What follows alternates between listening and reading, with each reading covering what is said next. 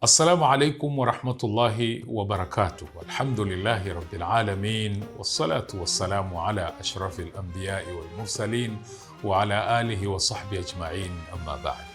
Ndugu zangu Waislamu, leo ni Ramadhani ya 6. Alhamdulillah, tumo ndani ya Ramadhani, tunaliendea 10 hili la mwanzo kuelekea mwisho wake, lakini ndani ya Ramadhani hii tunakumbushana nafasi ya moyo katika mfungo wa mwezi wa Ramadhani, kwa sababu lengo la funga ni uchamungu, na uchamungu pahala pake ni katika moyo. Lakini nyoyo zetu Mwenyezi Mungu alivyoziweka zina nafasi ya kuingia vitu vingine.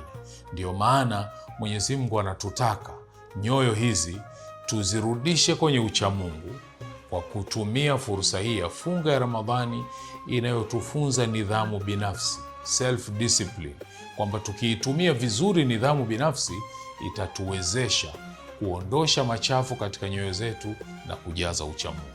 Mmoja katika watu wema waliopita alisema haya maneno, kwamba yeye alipogundua kwamba moyo wake una nafasi ya kukaliwa na kingine chochote kile ambacho sio Mwenyezi Mungu Subhanahu wa Ta'ala, upesi akawahi kuujaza moyo wake kumjaza Mungu kwenye yale anayoyapenda na kuyaridhia, na akahakikisha namna alivyojaza kila sehemu ameijaza kisawa sawa, kiasi kwamba hakuacha nafasi inayoweza kukaliwa na asiyekuwa Mwenyezi Mungu. Sisi leo tujikague, mioyo yetu iko attached kwenye vitu gani? Mioyo yetu iko attached kwenye anayoyapenda Mwenyezi Mungu na kuyaridhia, au mioyo yetu iko attached kwenye material things ambazo tunatakiwa zije baadaye, au tuattach nyoyo zetu kwenye vitu vya namna hiyo maadamu ndani yake Mwenyezi Mungu anaridhia? Kama sivyo, tuweke utaratibu maalum wa kujikagua mara kwa mara, kuhakikisha nyoyo zetu zinashikamana, zinapenda, zinakumbatia tu yale ambayo Mwenyezi Mungu anayapenda na kuyaridhia. Kwa kufanya hivyo, tutakuwa tumekaa kwenye utaratibu ulio sawa sawa, kwa sababu mmoja katika wanazuoni anasema mwanazuoni huyu, salimul qalbi, moyo uliosalimika kisawa sawa unakuwa sababu ya kuhifadhi viungo vingine na kuingia katika madhambi na maangamio. Na Mwenyezi Mungu anatuambia siku ile ya Kiyama pia ni siku ambayo mtu hakuna kitakachomfaa katika mali yake, wala hakuna kitakachomfaa katika watoto wake, familia yake, jamii yake, isipokuwa atakayesalimika siku ile ni yule atakayekutana na Mwenyezi Mungu akiwa na moyo uliosalimika na machafu.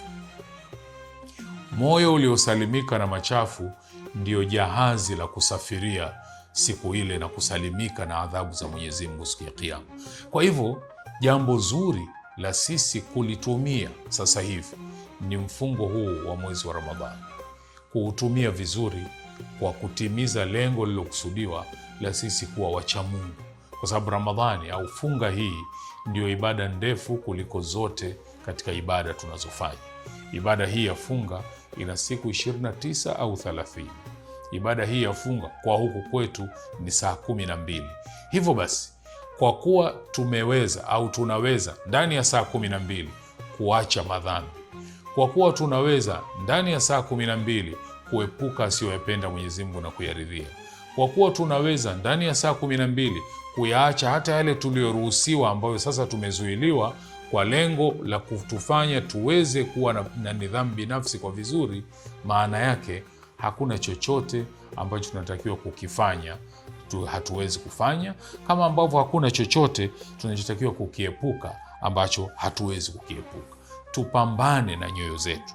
Wanazuoni wanatuambia nyoyo hizi zimegawika sehemu 3. Kuna moyo ulio hai, kwa sababu nyoyo zinakuwa hai na zinakufa kama inavyokuwa miili yetu inakuwa hai na kufa. Kwa hivyo kuna moyo ulio hai, huu ni moyo wa mu'min anayeishi katika ulimwengu akifanya yale yote anayoyapenda Mwenyezi Mungu na kuyaridhia, na kuna moyo uliokufa, huu ni moyo wa yule asiyemuamini, asiyemwamini Mwenyezi Mungu, anaishi atakavyo yeye, matamanio yake yanampeleka kokote kule, hana kinachomzuia. Huyu moyo wake umekufa. Alafu kuna moyo unaoumwa, huu ni moyo wa yule mtu asi. Mtu huyu muumini lakini hasali, Mtu huyu muumini anakula riba, mtu huyu muumini lakini mlevi, mtu huyu muumini lakini mzinifu.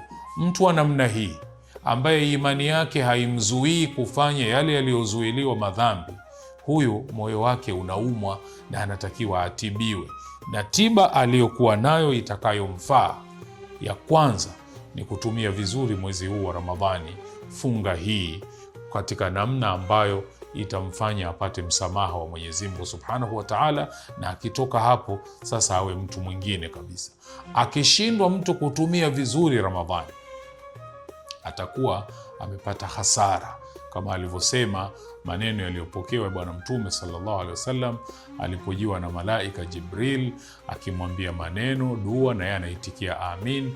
Alimwambia ameangamia na amepata hasara mtu ambaye Ramadhani imeingia kisha ikaondoka na yeye akakosa msamaha wa Mwenyezi Mungu.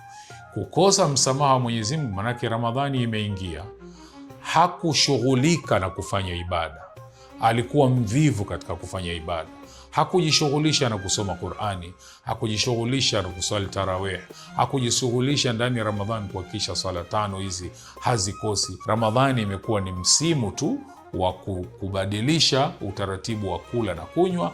Baada ya hapo mengine yote yanaendelea kama kawaida. Sisi tusiwe namna hiyo, tutumie vizuri mfungo wa Ramadhani kwa kufanya yaliyo mazuri, kwa kujifunga kibwebwe kisawa sawa, kuyakimbia maasi, kufanya kila namna ya kukaa nayo mbali na yasituzoee. Kwa njia hii tutapata faida na fadhila za Ramadhani, kusamehewa madhambi yetu, kusogea karibu kwa Mwenyezi Mungu na kuingia katika kundi la wale wenye kumcha Mwenyezi Mungu Subhanahu wa Ta'ala. Wassalamu alaikum wa rahmatullahi wa barakatuh.